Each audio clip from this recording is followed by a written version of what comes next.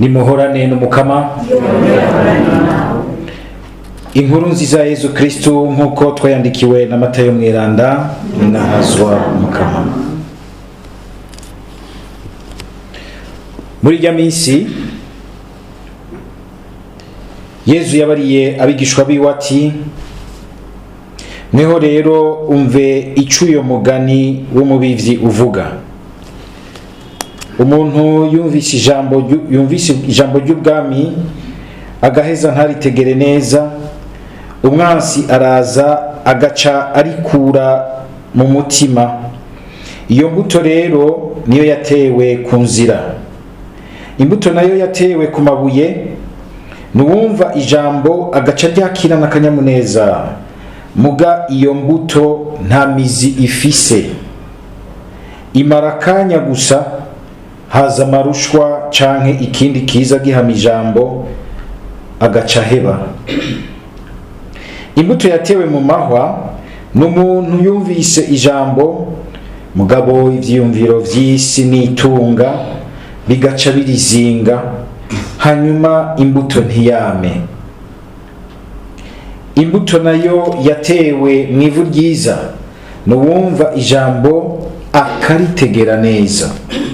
Iyo mbuto rero ikama, igatanga 100, iyindi 60, iyindi nayo 30. Dushimagize iyi nkuru nziza ya Kristo.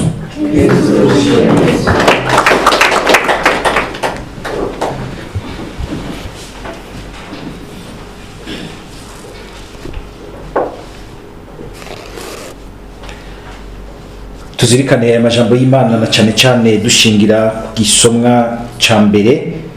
Inkuru nziza yoyo Yesu yamaze kwisigura, sinirwa ndayigaruka ko ndayitebako.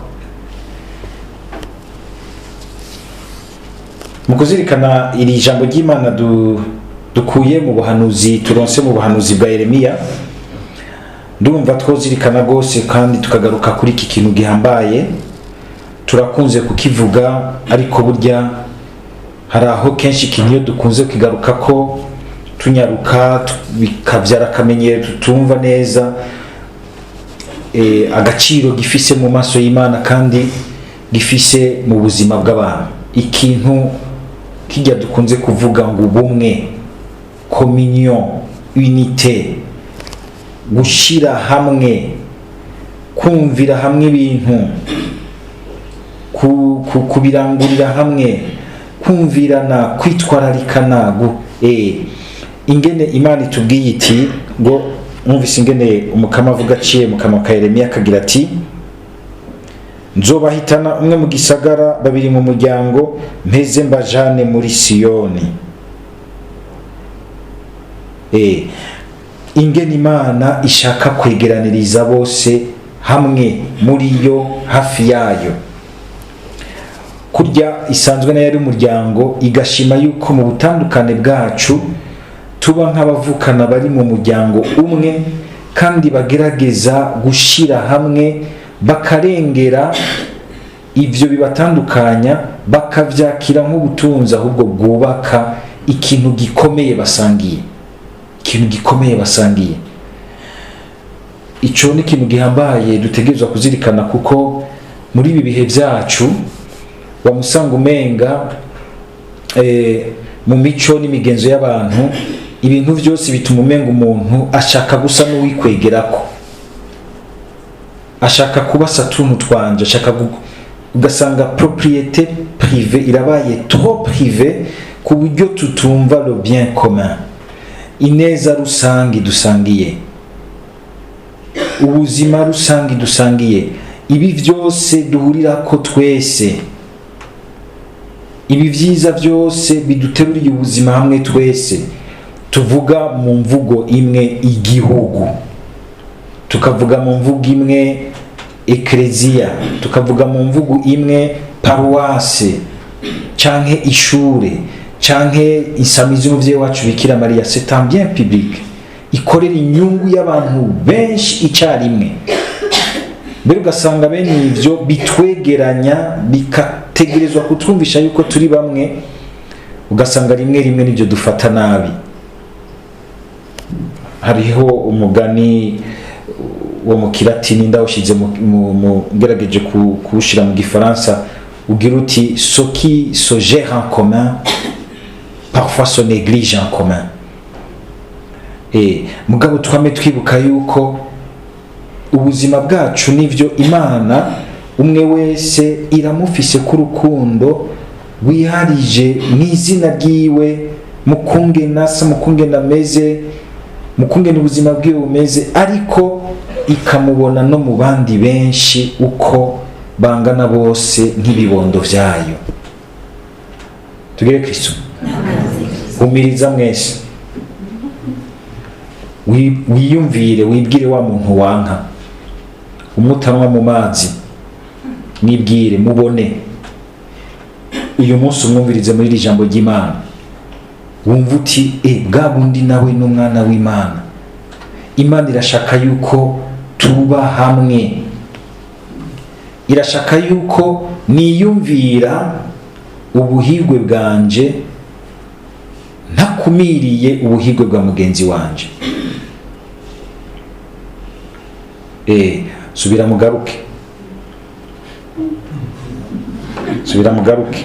Haraho hapa guca bagirayo n'agatiro kaya masaha hari igihe usanga karyoshe. Umukama yatweretse mugabo rero muri iri jambo ry'Imana, ariko tuzi mu jambo ry'Imana tuze turaryitondera turizikane neza. Aratwereka ikintu gikomeye kandi cyubaka ubwo bumwe. Sinzi ko mwacyumvise neza. Aca bibananya akagira ati nzobatorera abungere dusangiye agatima, bazobaragize akenge n'ubwitonzi. Abungere, tugire Kristo. Be muribaza igituma nko mu mwuka z'imisa twamadusabira papa tugasabira no mwepiskopi. Ubwo n'abantu bidogera mu mutima bati bajya abantu barabapendere kubera iki bamabaza kuri altari misi yose. Naho muvyibaza? Canke kubera iki mu bisabisho, bijya bisabisho bine bikomeye by'umuryango wose w'abakristo harimo ibisabisho byo gusabira papa, abungere n'abaturongoye mu ntwaro. Nibaza ko ari kubera iki? Ni kubera yuko nta bumwe bushoboka abo bantu batariho kandi atari abantu bafise ubwenge n'ubwitonzi.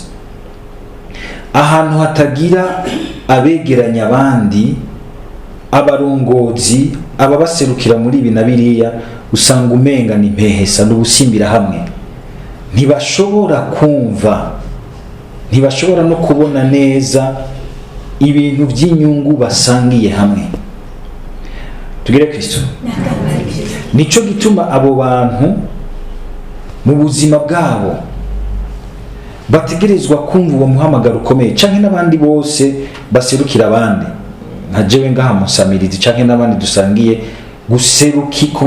guserura ubwo bumwe umuvyeyi atwegeranirizamo, Imana itwegeranirizamo ngo dushobore gukorera inkuru nziza n'abandi bose, umwe wese aho Imana yamushinze, abo yamushinze. Ikintu ca mbere kumva ko ubatumye bumva ko bavukana, basangiye gupfa no gukira. Iyo turiko turavuga ngo ubumwe bw'abarundi, hari igihe usanga tubiheza gusa mu bintu vya politike, mugabo ntitwigere twibaza yuko ari ikintu nkoramutima ku mushaha wa Yesu. Murazi ko ijambo ry'Imana rivuga ngo yapfuye ngo kugira ngo yegeranirize hamwe abana b'Imana bari barashwiragiye. Nico gituma gusabira abaturongoye kandi n'umutima mwiza. Hari abantu basabira abaturongoye n'umutima mubi. Mukama turapfuye kubasabirana nuko ariko Eglise yabiringanije, bahezagire nta kundi pfa kubatako.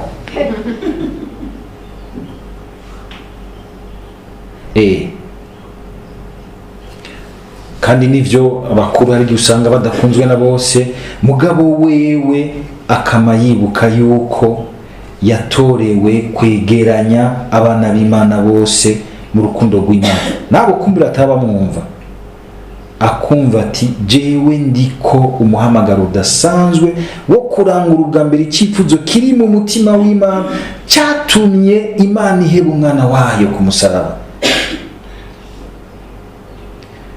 ibi rero dukunze kumva ngo umuntu abanza gutwarira abamutoye, abanza gushira imbere abamutoye, ubutatahuye neza iyo igikorwa n'ubutumwa bwawe bishika, iyo ibanga waronse rishika.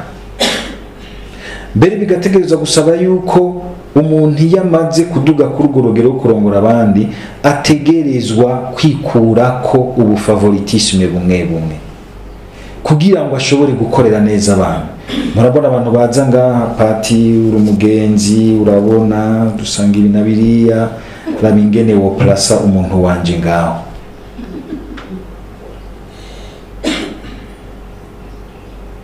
Urabona pati jewe maze imyaka myinshi mw'iradiyo, raba ingene mungi, nta favoritisme ikijamwo, ahubwo ugaheza ukabanza ukaraba uti nibyo ibintu usabye birashobora kuba byumvikana, mugabo ntibica bituma umenga wewe utegerezwa kwegeraniriza bose hamwe, uca wibagira ubwa mbere kurabira bose hamwe. Muri uko kurabira bose hamwe rero ugasanga hariho nk'indinganizo rero ikorera inyungu ya bose, ugacusa uraba rero uti aka kantu k'uyu muntu asavye, uyu nawe asavye, nibice muri ako kayungiro k'indinganizo ikorera bose. Niwinjira biciye muri iyo ndinganizo ikorera bose, kandi nawe ukumva ko winjijwe n'indinganizo ikorera bose, uzosanga uri kurakorera inyungu ya bose. Ariko nagushiramo kuko ngo dusange utu canke turiya, abo ndakuzanye ngo bazoba bagowe, kuko uzobarya, uzobanira nabi, ugira uti je ndafise umuntu yanzanye ngaha, suko bimeze, ndafise umuntu yanzanye ngaha, mungiriki. Ibintu bishika kure, nico gituma mwumvise Mukama agira ati nzobaronderera abungere dusangiye agatima. Umuntu yumva ko igihe atorewe ibanga ryo kurongora abandi abavuye muri bya bintu by'utuntu duto twatuholation, twatuafinite, abadugijwe kuja kwihebera inyungu ya bose. Naco gituma mubona muri ekleziya bamwe ekleziya ikibasaba iti heba no gushinga akaryango kawe kugira ngo ukorere umuryango wa bose. None nabandiko ndabiregesha ngaha bakaza kumbwira ngo pati umwana wawe aragwaye, canda batanga nkaca baza kuja kuvuza umwana. Nuko bimeze. Canke mwazanye amashikanwa y'insamirizi y'umuvyeyi kugira ngo afashe isamirizi y'umuvyeyi, iwanje bataronserasiyo cankoramo. Ivyo bintu by'amabiri ko birajyanisha pasteur, mwari muzi ko ari biki? Uku kutemera gushinga urugo, kutemera kugira ubuholation particulière, nukugira ngo bitume nonokegwa mu kugira ubwenge n'ubwitonzi, kuko iyo ukozwe ahantu babara hari igihe umenga ubwenge buratakaye, amakarata agacangana. Ubwitonzi bugatakara.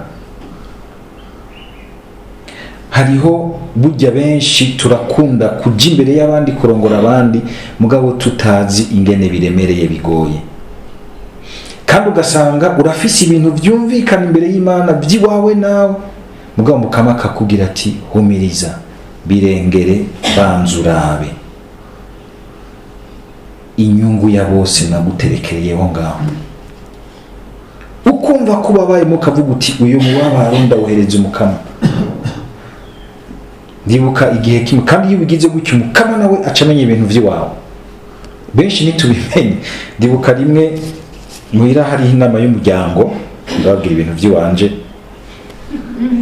murambabarira mugabo nivyo mfise uyu mwanya. Ico gihe nagira nje gusoma imisa, bose barabambagwa bati utaje nanamiba, utaje nanamiba. Mbe burya nije mfise ubuzima bwanyu mu minwe yanje. Ngiye gusoma imisa, nandi ataba Kristo nze kuza mu nama y'umuryango, nta nundi mpati yari hafi kugira ngo ndamwikore ko nti ingo mufashe nsoshobore gusimbira muri inama, kuko nari gushobora gusoma imisa yaje nyine. Pati yashobora gusoma imisa ari wenyene kandi bari ekleziya yose mwari mubizi. harahora baza ngaha bagasanga niko ndasoma imisa ngaha aje ati bigiye ibintu patira arimo n'ibiki ni misa mba niko ndasoma kuri altari kandi ni misa yanyu mwese. Niho rero nyabwiye nti inama yikore kuko Imana muri kumwe ntihaba kubera yuko jewe ndahari, irahaba n'igihe nahari mupfa kuba mwumva ko mukoranijwe n'icifuzo ciza kiri mu mutima w'Imana. Ibindi irabakorera mutangara nja mu misa ningiye kubasabira nasohotse n'amabangire bati yo byagenze neza gose ntiworaba ntihari naho jewe yonza byari kugenda nabi nkabadurumbanye kuko uyo mwanya itari programme y'Imana kuri jewe ngaho. Imisi yose gushobora kumva gusobanura icyo gituma Mukamagize ati nzobaronderera abantu bafise agatima dusangiye agatima baragize akenge n'ubwitonzi ubwenge n'ubwitonzi. Ico kintu mwami mugisabira abantu bose babarongoye ku ngero izarizo zose, ubwenge n'ubwitonzi. Nogira n'ingabirano z'urukundo n'urukundo ruca rwiyerekana, ubwenge bukiyerekana mu gusobanura ibintu neza avec réalisme. Gashobora gusobanura neza ibivaha n'ibivaha gituma kibi na biriya. Ubwitonzi nabwo bugaca bugufasha kumenya ingene uvuga canke ukora ikintu cyose neza mu mwanya wacu. Cyo murabisobanura kandi ibyo tubikeneye twese kuko twese nuwogira ati sifise ico ntwara ico ndongoye n'imiburi buri uratwara ubuzima bwawe urarongoye ubuzima bwawe none sivyo si ubutegeka uti uyu mwanya nditegetse ngiye gusenga muri Radio Maria handi hazohava witegeka ikindi uhavujamo kubikorana ubwenge bwo gusobanura uti vyukuri ibintu bimeze uko kandi muri uyu mwanya hakenewe iki nico kiroranye imbere y'Imana. Hama n'ubwitonzi bwo kugishira mu ngiro umwanya wacu n'ingene ushobora no kugishikiriza abandi neza mu mwanya wacu. N'ubu umuntu ashuhagiza nk'isafuriya ariko kandi n'ubu umuntu yikwega nk'umusiba. Bisaba ubwitonzi bw'Imana, bisaba n'indi ndero umuntu yiha akamenya kutareka ngo hagire ibintu canke by'imigenderanire canke ibintu biza bikaremera umuzirikanywe no gushaka kwiwe bikamubuza kwiyumvira neza. Bikamubuza kwiyumvira neza no guhumeka neza muri we ngo ashobore gusobanura ikiroranye imbere y'Imana. Gusaba Mukama kugira ngo adukize ibintu bituma dutakaza ubwenge bw'Imana n'ubwitonzi bw'Imana. Hari ibintu twita ibikomere, ibintu vy'indero tuba twararonse itagororotse. Hamwe ijo twarazirikanye ikintu cy'ukureka inema y'Imana ikatugorora tukagenda turirera mu nema y'Imana tugire Kristo. Ico kintu ndagikenguruka gose mu muhari w'abashonstadt barashira imbere ikintu cyo kwirera mu ngeso nziza bari kumwe n'umuvyeyi wacu Bikira Mariya. Zivyara rero ubwenge n'ubwitonzi byo gusobanura neza ikintu cyose mu gihe cyaco ikiroranye imbere y'Imana n'umwanya mwiza yuko kija mu ngiro. Ivyo rero nivyo bica bituma urongoye abandi gihe abigendera ko neza ashobora kuzaregeranya abandi bakumva ico batorewe, bakumva ingene basangiye ugupfa no gukira, bakumva ingene hagize n'igikoma kikagorana, bakumva ko bategerezwa guca bahura bakaronderera inyishu hamwe. Atari umwe wese usanga umenga agenda ukwiwe cyangwa wese agomba kwiyemera ku bandi cyangwa wese agomba guca yemeza ivy'ubukwi na bukwi, ahubwo bakumvirizanya mu Mana, bakumviriza ishaka ry'Imana mu biciye muri umwe. Ivyo biragora igihe abantu tudasangiye agatima n'Imana, tudasangiye ubwungere n'Imana. Biragora. Imisi yose dusaba Mukama kugira umutima ushishoza urimbura icyo Imana ishaka no kumenya kukivuga no kukirangura mu mwanya wacu mwiza, bitwegeranirize twebwe nyene ubwacu ubuzima bwacu mu Mana, ariko bikegeranya n'ubuzima bwabo bose bashamitse ku buzima bwacu mu rukundo rw'Imana. Amen.